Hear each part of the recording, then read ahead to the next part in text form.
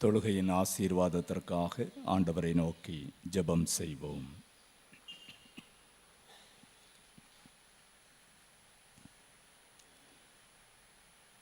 அன்பு நிறைந்த நல்ல ஆண்டவரே, ஆசீர்வாதமான இந்த அருள் காலத்திற்காக ஆண்டவரை போற்றுகின்றோம். லந்து காலத்திற்குள் நாங்கள் பிரவேசிக்கவும்,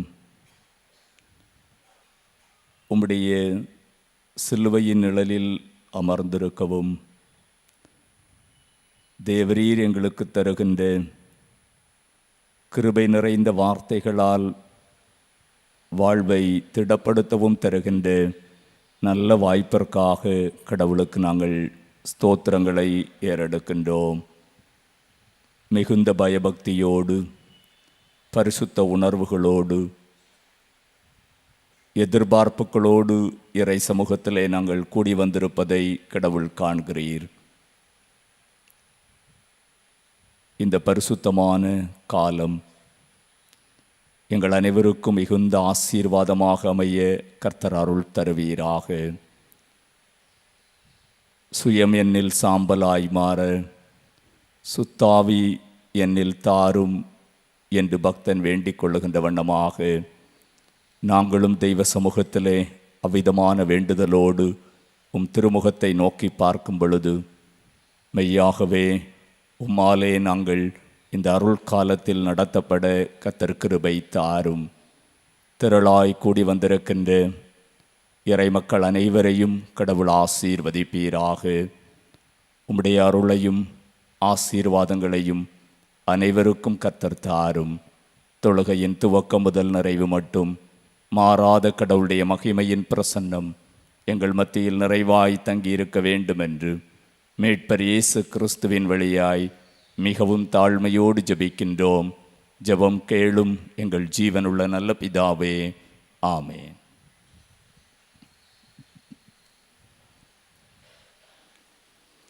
ஆண்டவருடைய பரிசுத்த நாம மகிமைக்காக யாவரும் எழுந்து நின்று ஞான பாடல்களில் 115வது பாடலை பாடுவோம்.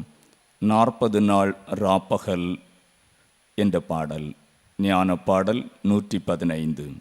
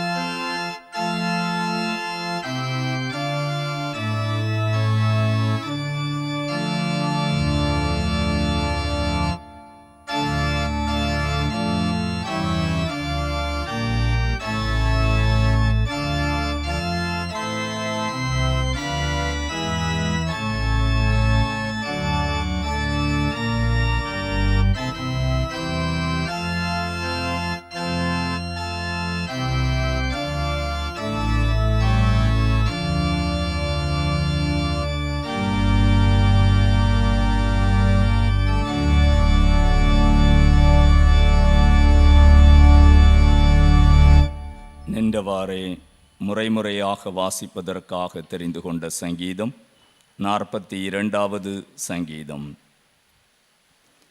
42வது சங்கீதத்தில் உள்ள திருவசனங்களை முறைமுறையாக வாசிப்போமாக. மானானது நீரோடைகளை வாஞ்சித்து கதறுவது போல, தேவனே, என் ஆத்துமா உம்மை வாஞ்சித்து கதறுகிறது.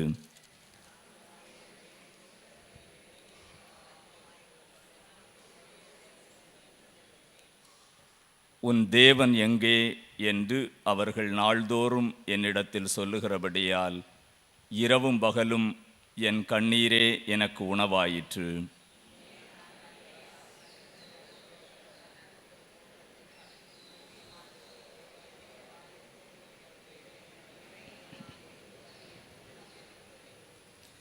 என் ஆத்துமாவே, நீ ஏன் கலங்குகிறாய்? ஏன் எனக்குள் தியங்குகிறாய்? தேவனை நோக்கி காத்திரு. அவர் சமூகத்து இரட்சிப்பு நிமித்தம் நான் இன்னும் அவரை துதிப்பேன்.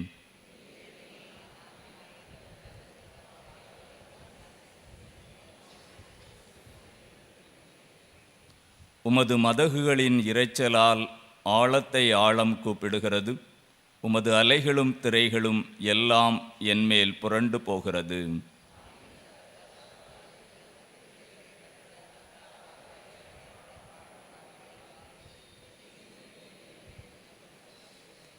நான் என் கன்மலையாகிய தேவனை நோக்கி, ஏன் என்னை மறந்தீர்? சத்ருவினால் ஒடுக்கப்பட்டு நான் ஏன் துக்கத்துடனே திரிய வேண்டும் என்று சொல்லுகிறேன்.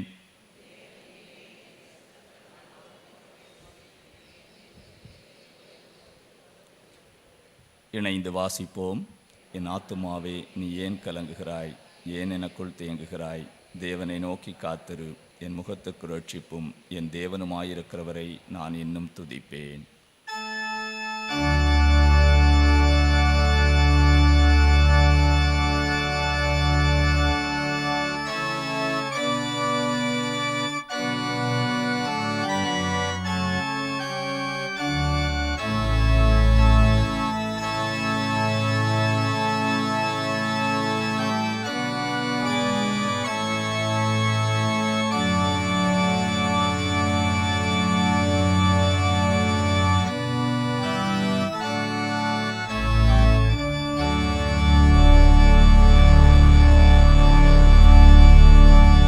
உட்காருங்கள்.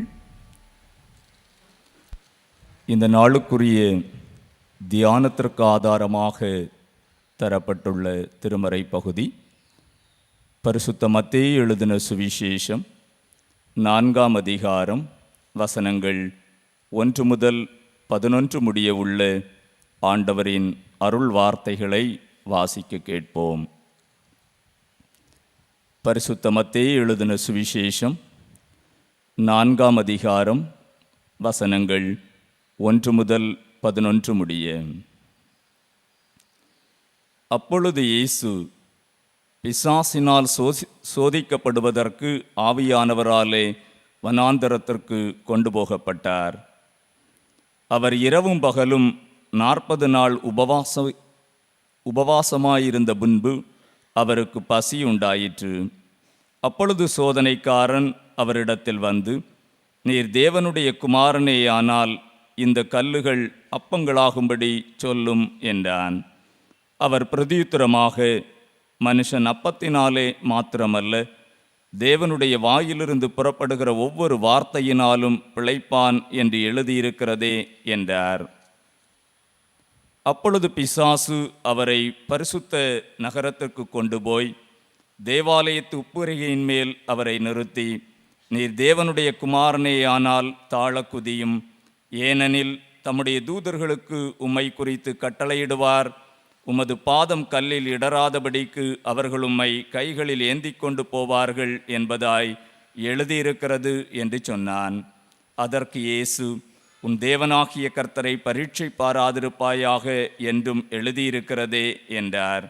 மறுபடியும் பிசாசு அவரை மிகவும் உயர்ந்த மலையின் மேல் கொண்டு போய் உலகத்தின் சகல ராஜ்யங்களையும் அவைகளின் மகிமையையும் அவருக்கு காண்பித்து, நீர் சாஷ்டாங்கமாய் விழுந்து என்னை பணிந்து கொண்டால் இவைகளையெல்லாம் உமக்கு தருவேன் என்று சொன்னான்.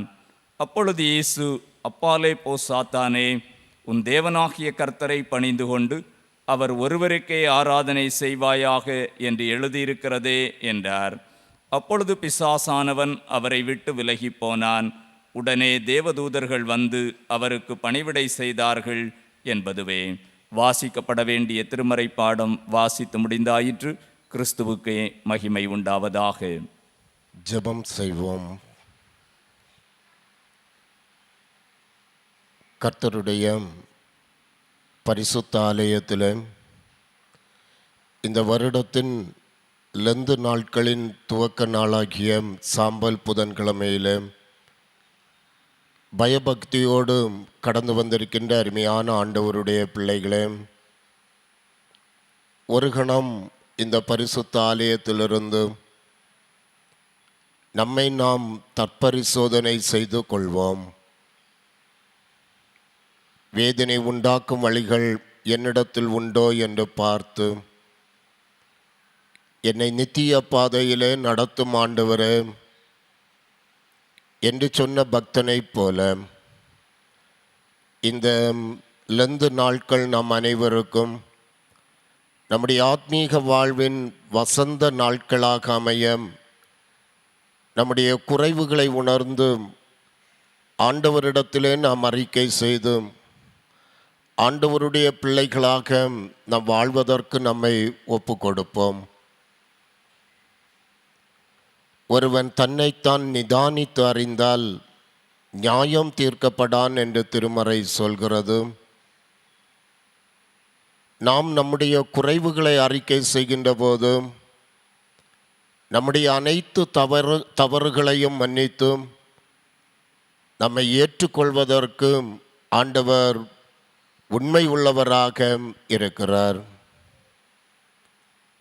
அவரை நோக்கி பார்த்தவர்களுடைய முகங்கள் பிரகாசம் அடைந்தது, அவர்களுடைய முகங்கள் வெட்கப்படவில்லை என்று திருமறை சொல்கிறது.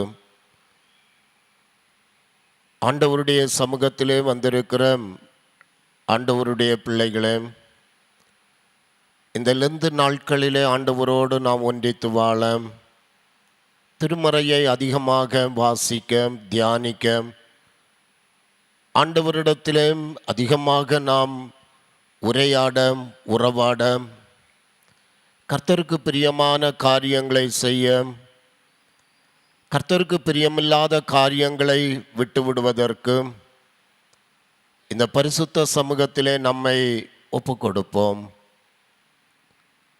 நம்முடைய வாழ்க்கையில் இருக்கிற தீய அனுபவங்கள் மாறவும், தூய்மையாக்கப்பட்டவர்களாக இறை சமூகத்திலிருந்து நாம் மாற்றப்படவும், கர்த்தருடைய திருவுள சுத்தத்திற்கு முழுவதுமாக நம்மை ஒப்பு கொடுத்து ஆண்டவருடைய பிள்ளைகளாக இந்த லெந்து நாட்களிலே வாழ ஆண்டவருடைய பரிசுத்த கரங்களிலே நம்மை ஒப்பு கொடுப்போம். எங்களை நேசிக்கின்ற நல்ல ஆண்டவரே, ஆசீர்வாதமான இந்த சாம்பல் புதன்கிழமைக்காக நன்றி பெருக்கோடு நாங்கள் ஆண்டவரை ஸ்தோத்தரிக்கின்றோம். இந்த வருடத்திலும் கூட இந்த பரிசுத்தமான நாளை காண எங்கள் ஒவ்வொருவருடைய வாழ்க்கையிலும் ஆண்டவர் கிருபையாக தயவாக தந்த உம்முடைய அருளுக்காகவுமே நாங்கள் ஸ்தோத்தரிக்கின்றோம். பரிசுத்த ஆவியானவரே, இந்த லெந்து நாட்களை எங்கள் ஒவ்வொருவருடைய ஆவிக்குரிய வாழ்விலும் ஆசீர்வாதங்களை, நன்மைகளை பெற்றுக்கொள்கின்ற நாட்களாக அமைய ஆண்டவர் எங்களுக்கு கிருபை தந்தருள வேண்டுமாறு ஜெபிக்கின்றோம்.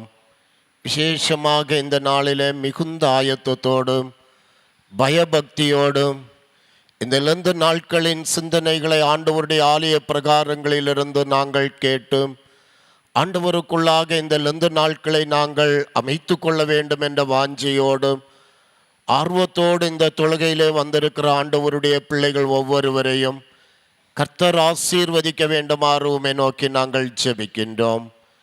இவ்வுலக பிரகாரமான சோதனைகளும் போராட்டங்களும் எங்களை ஆட்கொள்ளாதவாறு ஆண்டவர் எங்களுக்கு ஜெபிக்க கற்றுத்தந்ததைப் போல சோதனைகளுக்குள் பிரவேசிக்க பண்ணாமல் தீமைகளிலிருந்து ஆண்டவர் ஒவ்வொரு தினமும் எங்களை பாதுகாத்து கொள்ள வேண்டுமாறு ஜெபிக்கின்றோம். மெய்யாகவே எங்களுடைய வாழ்க்கையில் இருக்கிற தவறுகள், தீமைகள், குறைவுகள் எல்லாவற்றையும் நாங்கள் விட்டுவிடவும், எங்களுடைய வாழ்வை ஆண்டவருக்குள்ளாக பரிசுத்தமாய் காத்து கொள்ளவும், ஆண்டவருக்குள்ளாக வாழ எங்களை அனுதினமும் நாங்கள் புதுப்பித்து கொள்ளவும், ஆண்டவருடைய திருவுள சுத்தத்திற்கு எங்களை ஒப்பு கொடுக்கவும் கர்த்தர் துணை தர வேண்டுமாறுமே நோக்கி நாங்கள் ஜெபிக்கின்றோம். இந்த தொழுகையிலே வந்திருக்கிற ஆண்டவருடைய பிள்ளைகள் ஒவ்வொருவரையும் ஆண்டவர் ஆசீர்வதிக்க ஜெபிக்கின்றோம். உம்முடைய திருவார்த்தைகளை தியானிப்பதற்காக நாங்கள் ஆயத்தப்படுகின்றோம். அன்பு போதகர் ஊடாக இந்த லெந்து நாட்களுக்குரிய தியானங்களை நாங்கள் கேட்கின்ற போது ஆண்டவருடைய சத்தத்தை நாங்கள் கேட்கவும், ஆண்டவருடைய திருவுள சுத்தத்திற்கு எங்களை அர்ப்பணித்து செல்லவும் ஆண்டவர் அருள் தர ஜெபிக்கிறோம். இறைமகன் கிறிஸ்துவின் வழியாக வெற்றி கேட்கிறோம். ஜெபங்கேளும் எங்கள் ஜீவனுள்ள பிதாவே, ஆமென்.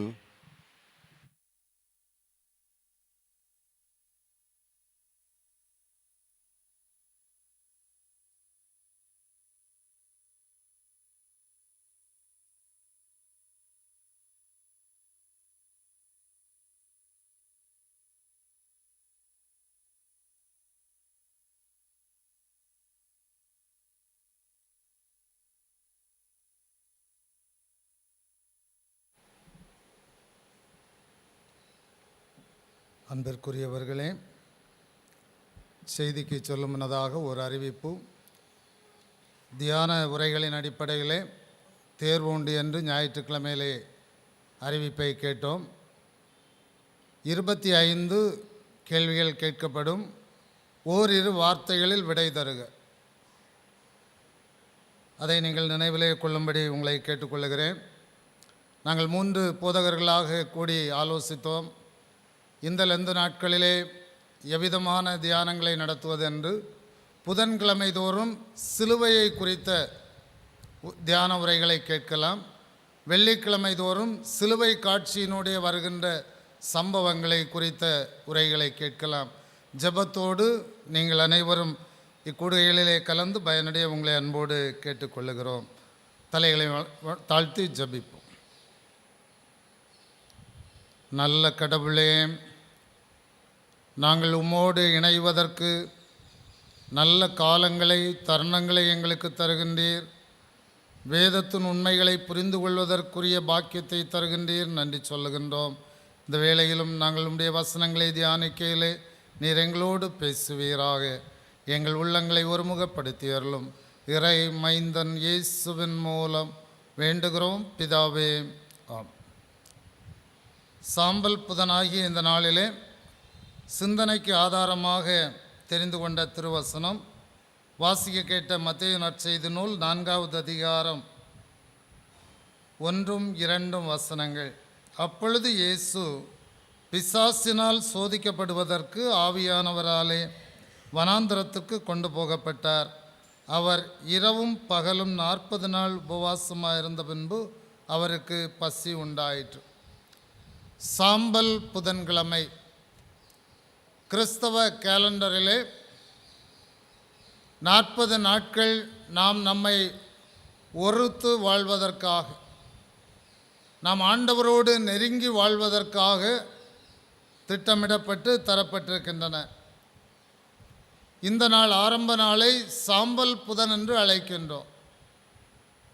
ரோமன் கத்தோலிக்க திருச்சபையினரை நாம் ஒரு கணம் எண்ணி பார்த்தால், கடந்த ஆண்டு குருத்தோலை பவனியிலே பிடித்த குருத்தோலைகளை பத்திரமாய் வைத்து அதை சுட்டு சாம்பலை எடுத்து நெற்றியிலே பூசிக்கொள்வார்கள். இவ்வளவு நாட்கள் அதை ஆயத்தத்தோடு வைத்திருந்து ஒரு நல்ல சிந்தனையோடு வைக்கிறார்கள். சாம்பல் எதற்கு அடையாளமாக இருக்கிறது? இவ்வளவு முக்கியத்துவம் கொடுத்து சுமார் ஒரு ஆண்டு காலம் அந்த குருத்தோலையை வைத்திருந்து அதை சாம்பலாக்கி நெற்றியிலே பூசுகிறார்கள் என்றால், திருமறை சாம்பலுக்கு அதிக முக்கியத்துவம் தருகின்றது. என்ன முக்கியத்துவம் என்று பார்த்தோம் என்றால், முதலாவதாக எஸ்தரின் புத்தகம் 4வது அதிகாரத்திலே முதல் 3 வசனங்களை வாசிக்கின்ற பொழுது, மொர்தேகாய் ரெட்டுடுத்தி தன் வஸ்திரங்களை கிழித்து கொண்டு சாம்பல் போட்டுக்கொண்டு நகரத்து நடுவே புறப்பட்டு துயரமுள்ள மகா சத்தத்துடனே அலறுகின்றார். துக்கத்தை வெளிப்படுத்துகின்றதாக இருக்கின்றது, அல்லது துயரத்தை வெளிப்படுத்துகின்றதாக இருக்கிறது. 3வது அதிகாரம் 13வது வசனத்திலே வாசிக்கின்ற பொழுது ஏன் மொர்தேகாய்க்கு அந்த துயரம் வந்தது என்று தெளிவாக சொல்லப்படுகின்றது. ஆதார் மாதமான 12ஆம் மாதம் 13ஆம் தேதியாகிய ஒரே நாளிலே சிறியோர் பெரியோர் குழந்தைகள் ஸ்திரீகளாகிய சகல யூதரையும் அழித்து கொன்று நிர்மூலமாக்கவும் அவர்களை கொள்ளையிடவும் அஞ்சற்காரர் கையிலே ராஜாவின் நாடுகளுக்கெல்லாம் கட்டளை அனுப்பப்பட்டது. 15வது வசனத்தின் பின்பகுதி சொல்லுகின்றது, சூசான் நகரம் கலங்கிற்று. ஒரு நகரம் கலங்கக்கூடிய அளவிலே மக்கள் துயரமடையக்கூடிய நிலையிலே செய்தி சொல்லப்பட்டது. ஒரு இனம் அழிக்கப்படும், பெரியவர்கள் முதல் குழந்தைகள் வரையிலும் அழிக்கப்படும் என்று செய்தி பறைசாற்றப்பட்ட வேளையிலே அதே இனத்தை சார்ந்த மொர்தேகாய் ராஜாவின் அரண்மனை முற்றத்திலே வேலை செய்து கொண்டிருக்கின்ற பொழுது தன்னுடைய வஸ்திரத்தை கிழித்துவிட்டு ரெட்டை உடுத்தி சாம்பலிலே உட்காருகின்ற நிலையை நாம் பார்க்கின்றோம். தொடர்ந்து யூத மக்கள் எல்லாருக்கும் சொல்லப்படுகின்றது, எல்லாரும் ரெட்டுடுத்தி சாம்பலிலே உட்கார்ந்து கடவுளை நோக்கி விண்ணப்பம் செய்யுங்கள். நாம் அழிக்கப்பட்டு போகாதபடிக்கு இத்தகைய ஒரு கொடூரமான காலத்திலே ராஜ கட்டளை பிறப்பிக்கப்பட்டிருக்கின்ற வேளையிலே நாம் ஆண்டவரை நோக்கி முறையிடுவோம். துக்கத்திற்கு துயரத்திற்கு அடையாளமாக சாம்பல் அங்கே சொல்லப்படுகின்றது. யோனாவின் புத்தகத்திலே 3வது அதிகாரம் 6வது வசனத்தை நாம் வாசிக்கின்ற பொழுது, நினிவேயின் ராஜாவுக்கு எட்டின பொழுது அவன் தன் சிங்காசனத்தை விட்டு எழுந்து தான் உடுத்தியிருந்த உடுப்பை கழற்றி போட்டு ரெட்டை உடுத்தி கொண்டு சாம்பலிலே உட்கார்ந்தான். ஒரு ராஜா ராஜ வஸ்திரங்களை களைந்து போட்டு ரெட்டை உடுத்தி கொண்டு சாம்பலிலே உட்காருகின்றார். தன்னை கடவுளுக்கு முன்பாக தாழ்த்துகின்றார். யோனா புத்தகத்தின் செய்தியை நாம் நன்கு அறிவோம். யோனாவை கடவுள் அழைத்து, நீ நினிவேக்கு மகாநகரமாகிய நினிவேக்கு விரோதமாக பிரசங்கி என்று சொல்லுகின்றார். அவருடைய அக்கிரமம் என்னுடைய பார்வையிலே எட்டிற்று, அவருடைய அக்கிரமம் தேவ சன்னதியிலே எட்டிற்று. அக்கிரமம் என்று சொல்லுகின்ற பொழுது ஆண்டவருக்கு இணங்காதபடி, ஆண்டவருடைய வார்த்தைகளை செவிமடுக்காதபடி, அதை உதறி தள்ளிவிட்டு மனம் போன போக்கின்படி வாழுகின்ற ஒரு நிலை. நினிவே பட்டணம் ஒரு நல்ல வியாபார ஸ்தலம், நல்ல செல்வம் கொழித்த இடம். வரலாற்றை படித்தால் செல்வ திரட்சியிலே வாழுகின்ற ஒரு பட்டணம். அங்கே செய்தி எட்டின பொழுது ராஜா சாம்பலிலே உட்காருகின்றார், தன்னை தாழ்த்துகின்றார். கடவுளுக்கு முன்பாக என்னுடைய ஆஸ்தியோ, என் மக்களுடைய ஆஸ்தியோ, என்னுடைய அரண்மனையின் கஜானாவின் பணமோ நிற்க முடியாது. என்னுடைய அதிகாரத்தாலோ என்னுடைய போர் சேவர்களை கொண்டோ நான் கடவுளை எதிர்க்க முடியாது. கர்த்தருடைய வார்த்தை சொல்லப்பட்டு விட்டது, நாம் நம்மை தாழ்த்தியாக வேண்டும். எல்லாருக்கும் கட்டளை பிறப்பிக்கின்றார். மிருக ஜீவன்கள் கூட தண்ணீர் குடிக்கக்கூடாது. ஒருவேளை கர்த்தர் மனஸ்தாபப்பட்டு வரப்போகிற தீங்கிலிருந்து நம்மை விடுவிப்பார். ஆகவே எல்லாரும் நம்மை தாழ்த்துவோம் என்று முழுமையாய் தன்னுடைய தேசத்திலே ஆணை பிறப்பிக்கின்றார். அப்படி என்றால் சாம்பலிலே உட்காருதல் தாழ்த்துவதற்கு அடையாளமாக இருக்கிறது.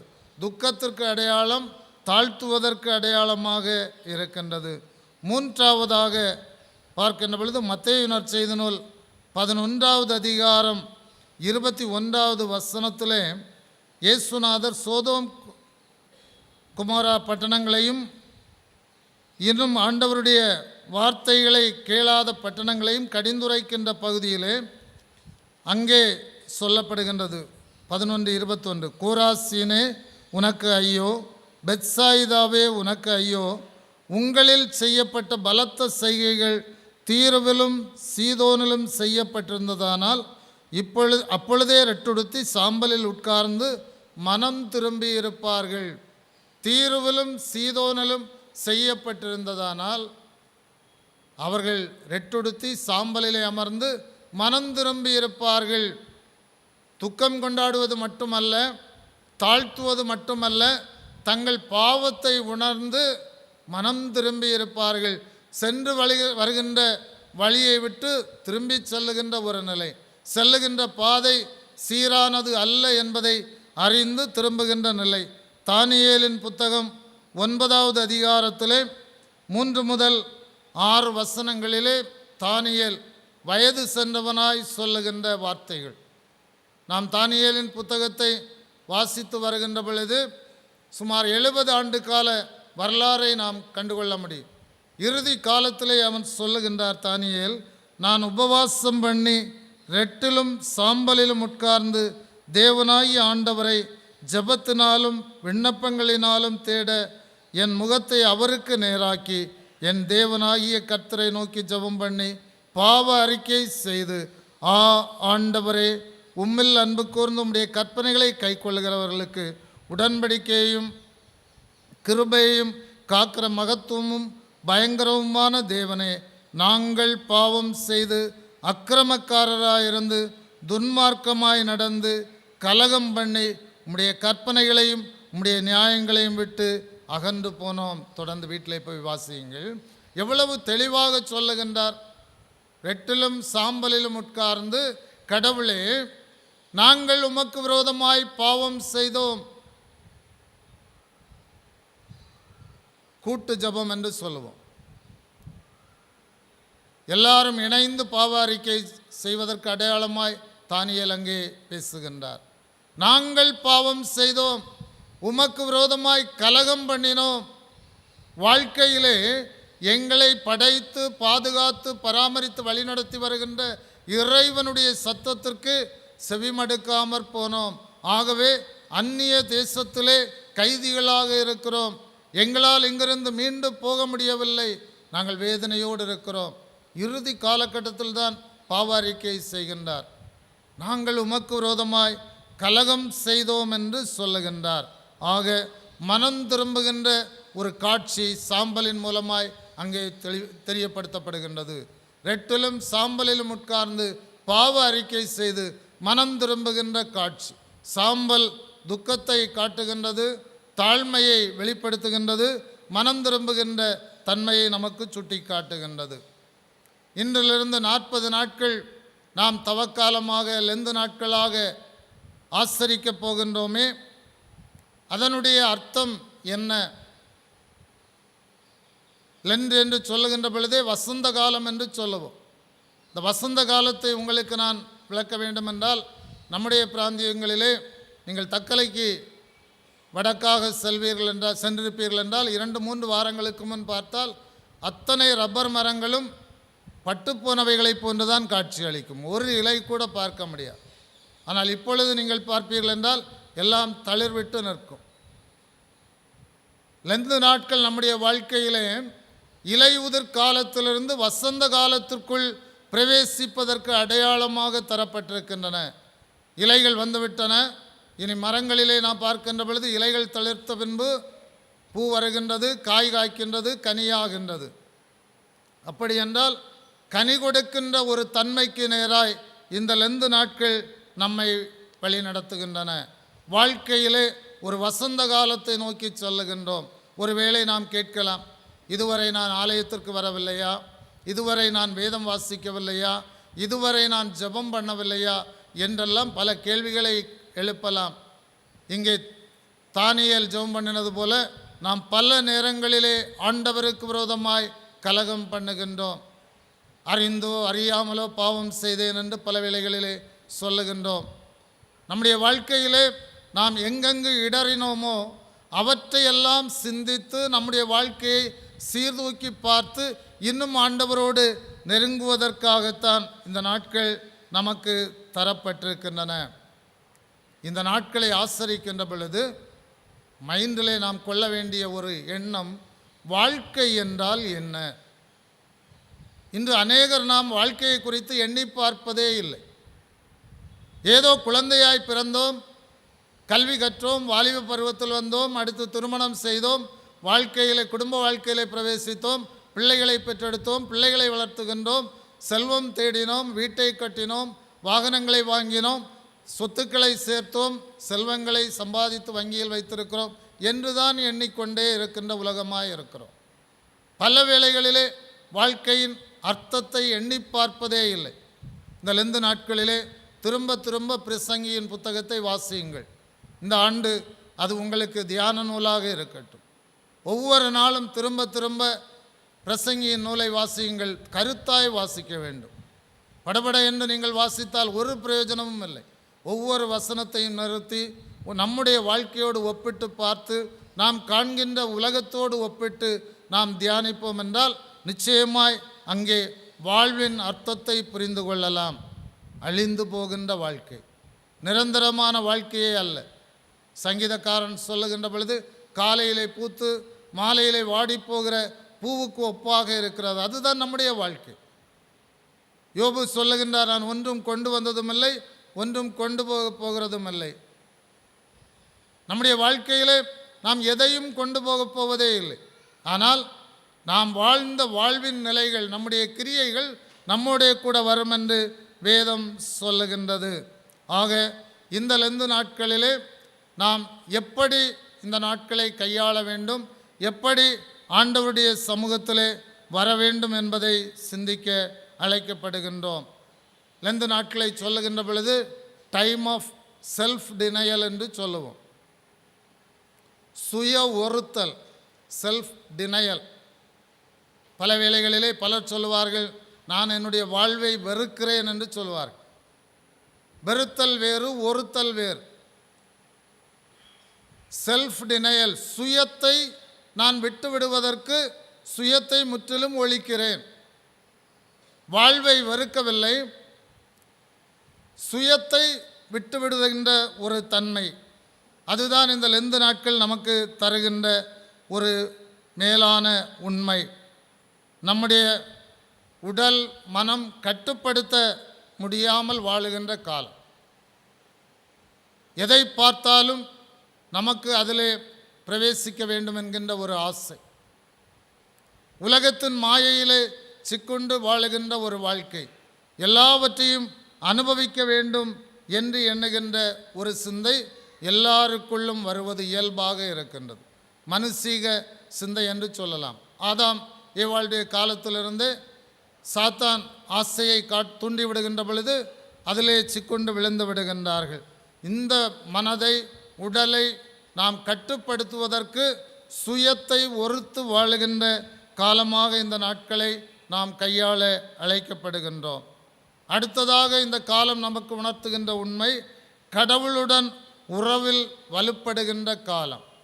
இந்த லெந்து நாட்களிலே நாம் வேதத்தை வாசித்து தியானித்து ஜெபித்து வாழுகின்ற பொழுது கடவுளோடு உறவு நிலைகளிலே நாம் நெருங்குவதற்கு உரிய காலமாக இருக்கின்றது. அடுத்ததாக கடவுளுடைய இரக்கத்தை நாடுகின்ற காலம். வாழ்க்கையை குறித்து நாம் சிந்திக்கின்ற பொழுது, வாழ்க்கையின் தவறுகளை எண்ணுகின்ற பொழுது ஆண்டவருடைய இரக்கத்தை நாடுகின்ற காலம். நாம குறைகளை ஒருபோதும் மன்னிக்க முடியாது. நாம் செய்த பாவங்களை கடவுள் ஒருவர்தான் மன்னிக்க முடியும். அவர் இரக்கம் கொள்ளுகின்ற பொழுதுதான் நாம் பாவ மன்னிப்பை பெற்றுக்கொள்ளுகின்றோம். ஆக கடவுளுடைய இரக்கத்தை நாடுகின்ற காலம். இன்னும் சொல்லப்போனால் மனம் வருந்தும் காலம். நம்முடைய ஒவ்வொரு கிரியைகளையும் ஆராய்ந்து பார்த்து மனம் வருந்துகின்ற காலமாக இருக்கிறது.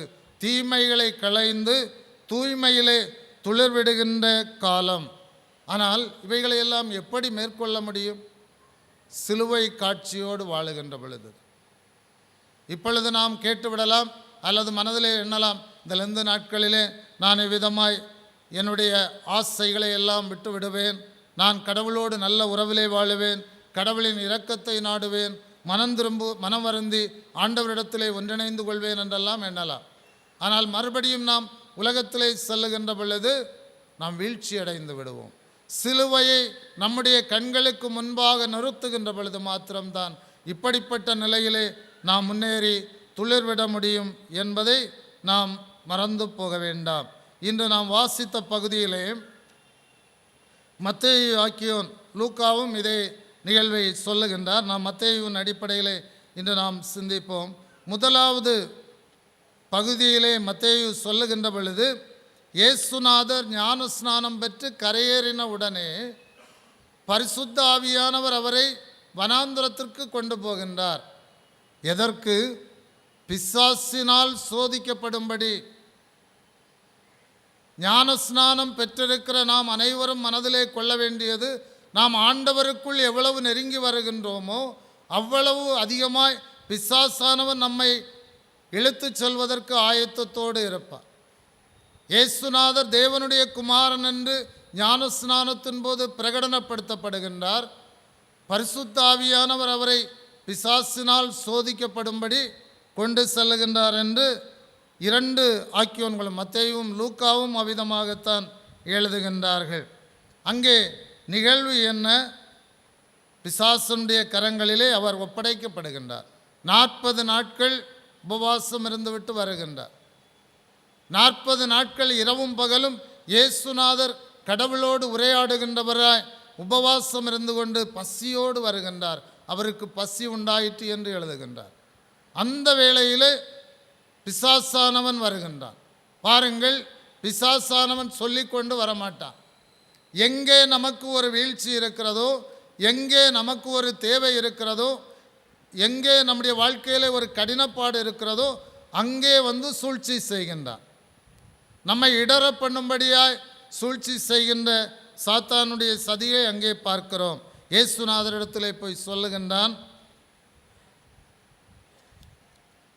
3வது வசனம், நீர் தேவனுடைய குமாரனேயானால் இந்த கல்லுகள் அப்பங்களாகும்படி சொல்லும் என்றான். நீர் தேவனுடைய குமாரனேயானால் இந்த கல்லுகளை அப்பங்களாகும்படி சொல்லும். அவற்றை நீர் புசிக்கலாம், உம்முடைய பசி மாறி போகும். எவ்வளவு அழகாக சோதிக்கிறான் பாருங்கள். மனிதனுடைய தேவைகளை மனதில் கொண்டவனாய் தேவையான நேரத்திலே இவர்களை விழத்தண்ணி விடலாம் என்ற சிந்தனையோடு செயல்படுகின்றான். இயேசுநாதர் என்ன பதில் சொல்லுகின்றார்? 4வது வசனம், மனுஷன் அப்பத்தினாலே மாத்திரமல்ல தேவனுடைய வாயிலிருந்து புறப்படுகிற ஒவ்வொரு வார்த்தையினாலும் பிழைப்பான் என்று எழுதியிருக்கிறது என்று சொல்லுகின்றார். இந்த பசியை பார்த்தவுடனே நீ என்னை இழுத்து விடலாம் அல்லது விழத்தள்ள பண்ணி விடலாம் என்று வருகின்றாய்.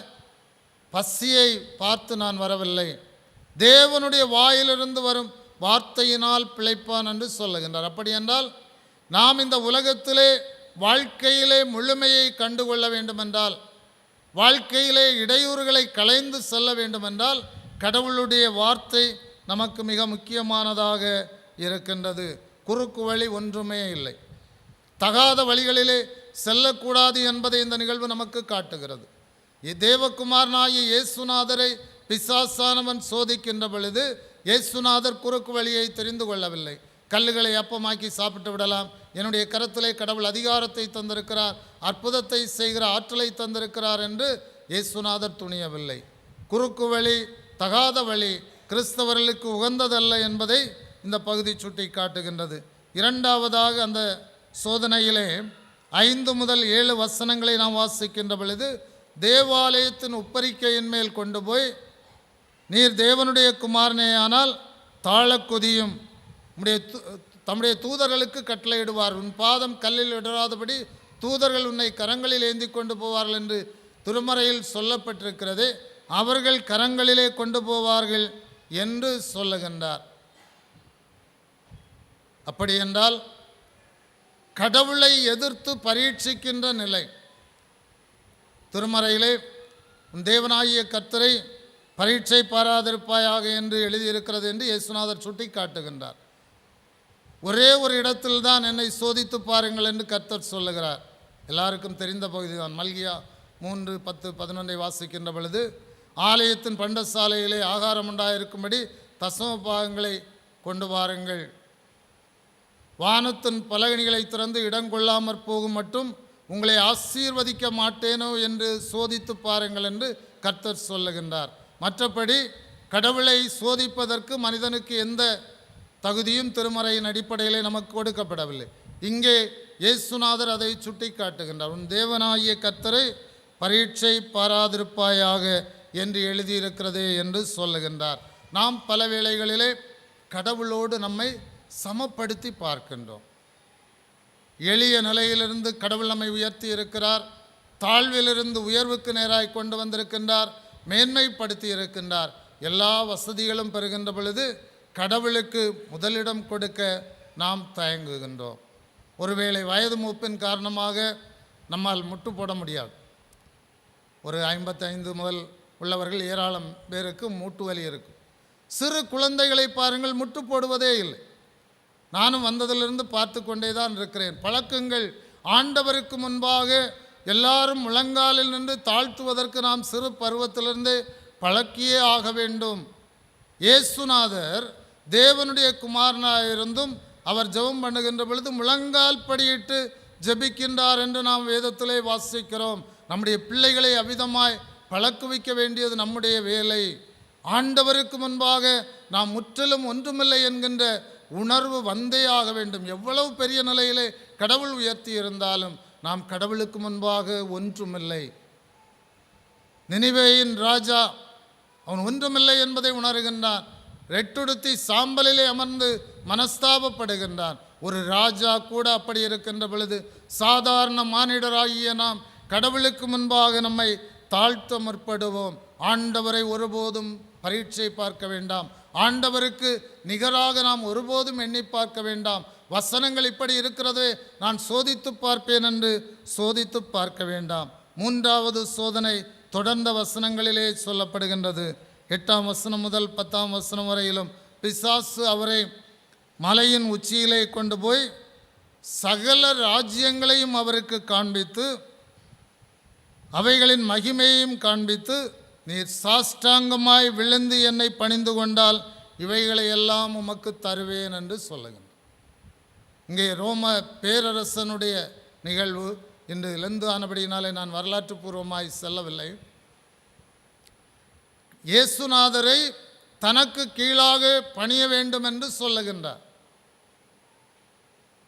அப்படி என்றால் நீர் தேவகுமாரனாய் இருந்தாலும் கூட நான் உலகத்தின் ஆட்சியை கையிலே வைத்திருக்கிறேன், என்னை பணிந்து கொள்ள வேண்டும். அப்படி என்றால் நான் உம்மை இதை ஆளுகை செய்வதற்கு பயன்படுத்துவேன்.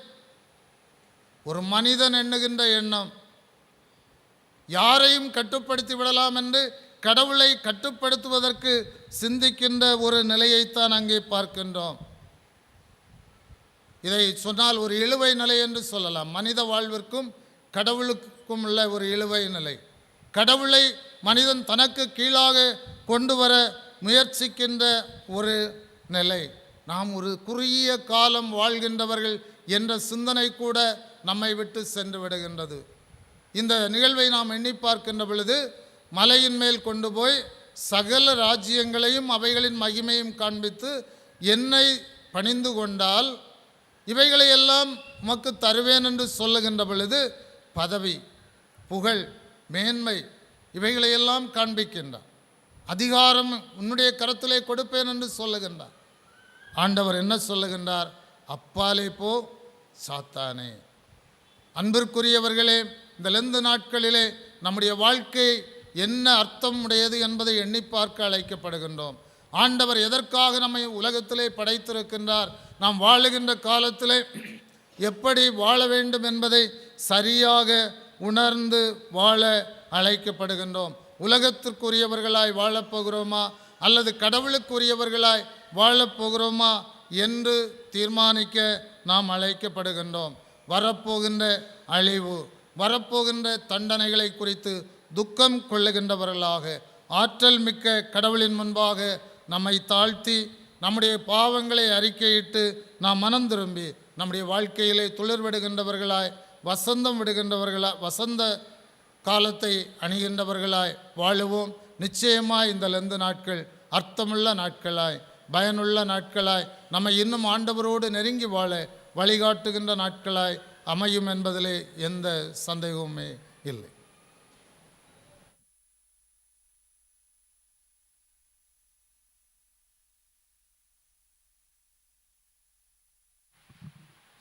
நாம் அனைவரும் எழுந்தும் 377வது கீதத்தை பாடுவோம். கீதம் 377. விந்தை கிறிஸ்தேசு ராஜாம் உந்தன் சிலுவையன் மேன்மை.